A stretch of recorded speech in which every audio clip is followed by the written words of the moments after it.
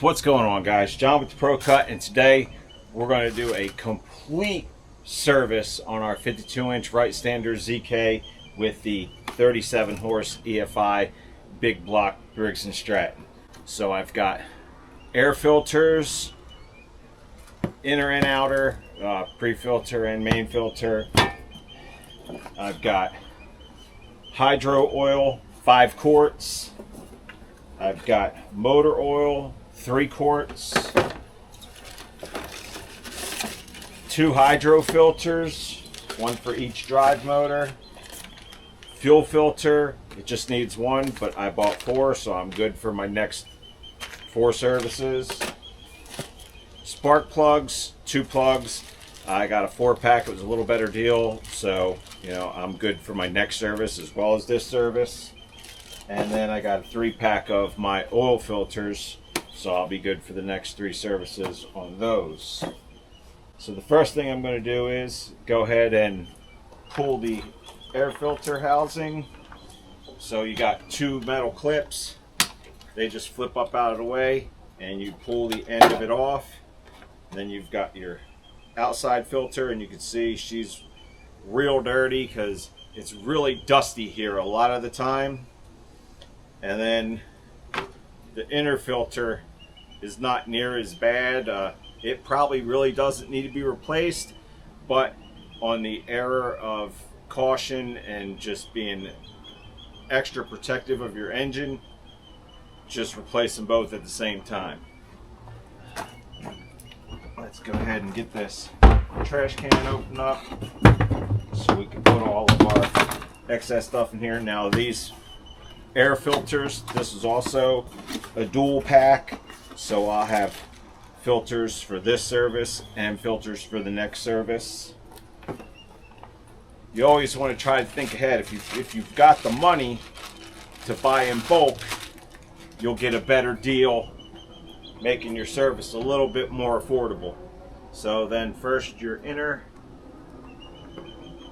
goes in, and it just push fits into place, and then the outer goes in, same deal. It just it's rubber on the ends and it holds itself in there. And then put your cap back on. It's labeled top, and there's a little rubber deal on the bottom. Clip that back into place, and now your air filter's good to go, ready until the next service.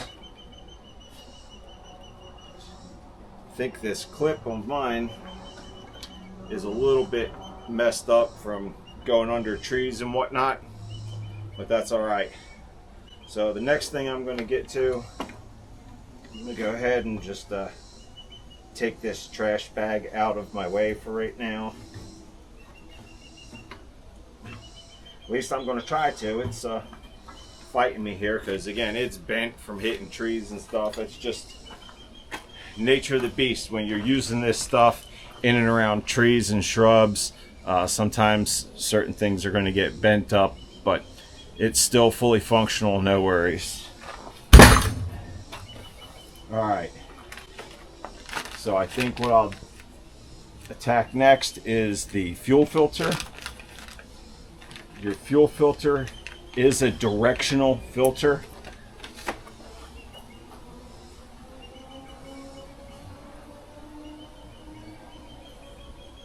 Alright, and it looks like these new ones aren't freaking marked, so that's lovely.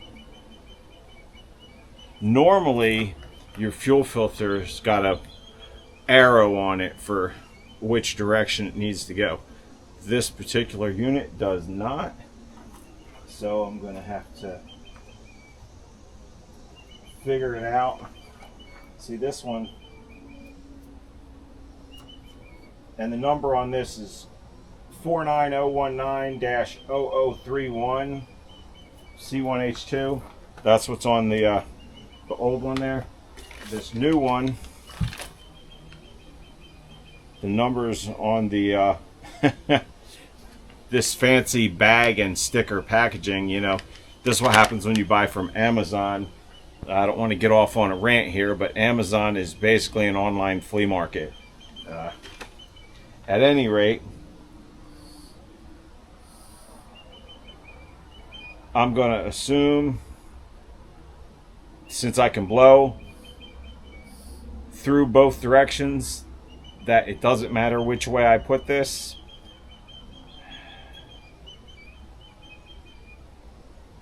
I'll see if I can figure out the direction when I take that one off of there. So I gotta go grab a few tools. I'll be right back. Alright, so I've just got a pair of pliers, and then I am going to go ahead and throw some rubber gloves on, because you will have gas come out on you when you're messing with these fuel filters, and I don't particularly like the smell of gas on my hands. Go ahead and call me a girl in the comments if you want. I don't always put the gloves on, but they were right here, so I'm going to go ahead and put them on. Now, go ahead and grab this first clamp, loosen it up, pull it up out of the way, grab the second clamp, loosen it. And these clamps are constant tension clamps, so you just open them up with the pliers and slide them down out of the way. From there you can go ahead and work out your filter, and then I'm going to see if I can figure out. Okay, so that answers that. If you look inside there, you can see the white element end on this side. So your white element end is where your fuel is going to come in, and the end where you can see into the element is going to be your out. So that answers me that question. Now I can push that into place on both sides.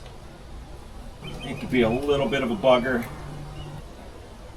Alright, now with that in place, pull one of these gloves off and go ahead and bring that clamp back onto there.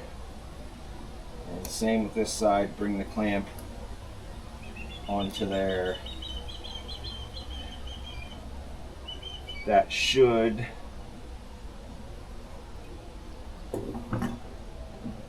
I want to get this one on a little bit better than this. I'm not happy with that.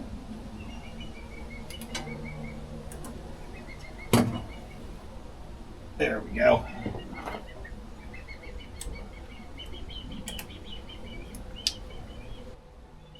So you make sure your hoses are fully seated on and back in place. Now you're good to go, ready to move on to the next part, and I'm going to go ahead and do the spark plugs next. Stand by. And with the help of Google, we could find out that our spark plug gap should be 0.030. So we've got a gap gauge, and we can go ahead and gap our spark plugs, seeing as how the Amazon seller just sent them loose in a bag. Not the way I'd have done it, but hey, whatever. They're not damaged. We just got to make sure we double check the gap, which most people would argue that you need to double check your gap regardless of how it comes packaged. So 0.030 is going to be our gap that we need, so we can go ahead and set that in there. I'd say she needs to be tightened up just a hair, so go ahead and give her a little tap.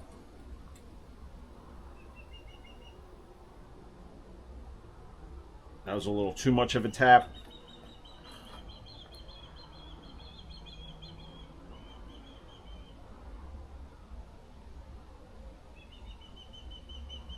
Alright, that one's set. Set that down. Set her down out of the way, and then check our second one.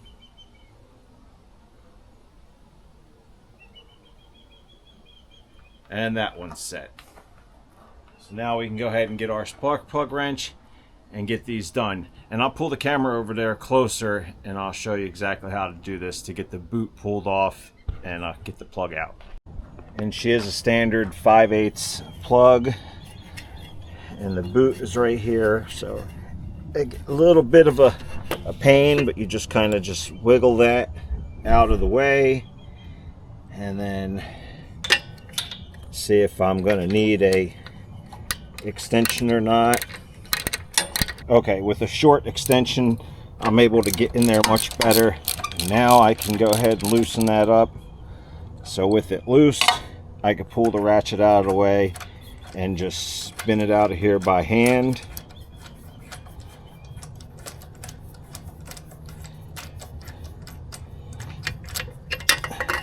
Pull that out, take a look at it.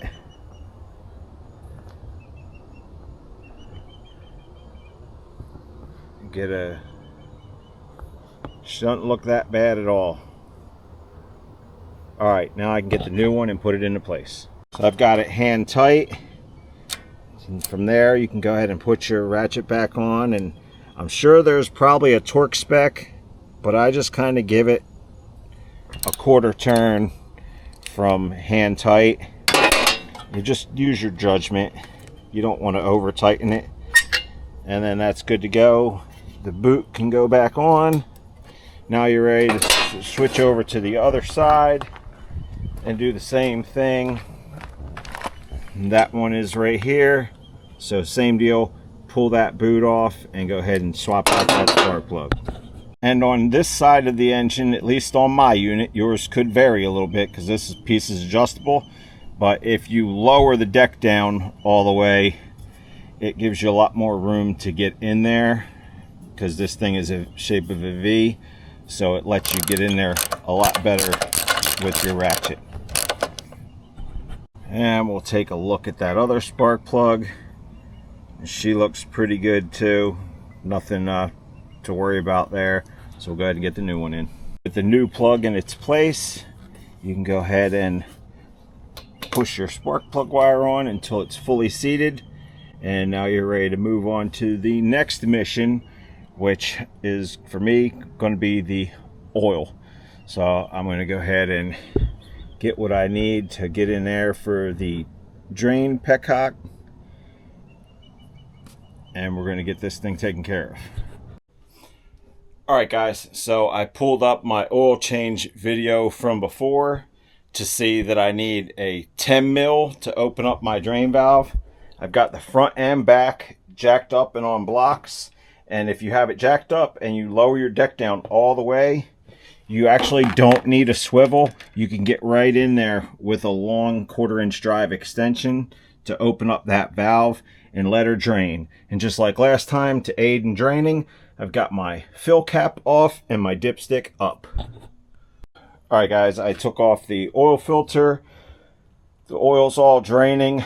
Gonna get a paper towel and wipe around there. Let this continue to drain a little bit, and then once it's good and drained, I'm gonna go ahead and close the drain valve. I'm gonna pre-fill a new filter and put that on, and then fill up the oil, and then she'll be good to go. And then we'll get to the main purpose of this video, is changing out your hydro system. So the oil's topped off, cap's back on, dipstick's back down, valve is closed, all that good stuff. So now your WZK cover, you just take off this wing nut and pull out your height pin, and then you can remove that cover, and then you can see real easy to your hydro filters in here. Your left and your right are both completely independent units. Here's your bottle. You don't want to overfill these. You can see you got a full cold line. This one is actually kind of high. This one's reading high right now because I just did this left side. So you don't have to pull any drain plug or anything like that. Just go ahead and put your drain pan under whichever side you're going to start on, which mine was the left. And take your filter and unscrew that off counterclockwise. Takes it off, lefty loosey righty tighty. I'm sure you've heard that a bunch of times in your life. And then that'll start draining out of there, and then pull your cap off of your reservoir, and then it'll help drain faster. It takes quite a while for it to drain out all the way and stop draining. Once it drains, you can go ahead and pre-fill your filter a little bit and put some oil around the rubber gasket, and then go ahead and screw that back on into place, hand tight, plus a quarter. There is a place on the filter to where you can write the date and the hours. Here's your part number on that filter. So then once you get it back on, I poured 1 quart in, and then it's going to take some time for it to gravity down in the system, and it'll self bleed. So just let that work. While you're doing that, you can go ahead and move your pan over, take your other filter off, drain your other system, and get that going back together. So let me get this under control, and I'll be right back. And these filters are just perfectly round, so you're going to need a good rubber strap wrench to get these off and on. Is going to be the easiest way to do it. Okay. And your engine oil, I'm using a Vanguard synthetic, designed for this engine. It's a 1550 weight, full synthetic. And then on the hydro oil, I'm using the Wright factory original hydro oil, 100% synthetic, commercial grade, and it is also a 1550 weight. My current hours for this service are sitting right at 710.4. Hopefully you can see that on the screen. And I'm just waiting on the right side to drain out and waiting on the left side to bleed out. Once this is done draining, I'll get this filter on and go ahead and fill it and let it start bleeding out as well. And each side is going to take right around 2 quarts. Now, as I'm filling these hydro units back up, oddly enough, I've noticed if you put the cap on, the air will come up out of the system faster. Why that is, I have no idea, but it definitely seems to be doing that. This is about the 3rd time I've brought this up to the top of my full cold line. So I'm just keeping an eye on that one as this one fills. Now, according to my bottles, I've got a little bit more in this bottle, which means I should need a little bit more in this system once it continues to bleed down. The last bit of information is going to be your hour meter. And if you push it, it'll tell you your hours. You push it again, it'll give you timer 1, timer 2. Push it again, it'll give you your engine service in. Now, if you have the service now on, you're just going to hold that button down, and it'll clear that out and put you back to a 100-hour service interval. All right, thanks for watching. Now, while I had this thing jacked up, I took my tires off, and I've been having some slow leaks. So I found there's like 6 or 7 plugs I put in this one, and probably 4 or 5 I put in the other one, and I'm still leaking here on the sidewall. These freaking I can't believe Wright put Chinese tires on this mower. Freaking as expensive as this machine is, they put Chinese tires on it. I mean, give me some good Carlisles. Don't give me these junks, man. So soon, even though these things are far from bald, I mean, they still got a ton of freaking tread on them, but they're dry rotting, and there's friggin' pinholes all over the place. And these are ProCut tires. Stay clear of them, guys. If you're buying replacement tires for your machines, steer clear of this Chinese junk, man. Them dudes can make some stuff, but they can't make tires. You know, cheaper is just not worth it if you're freaking going through them like crazy. So, plus it seemed to be a hard compound because they don't, I don't know.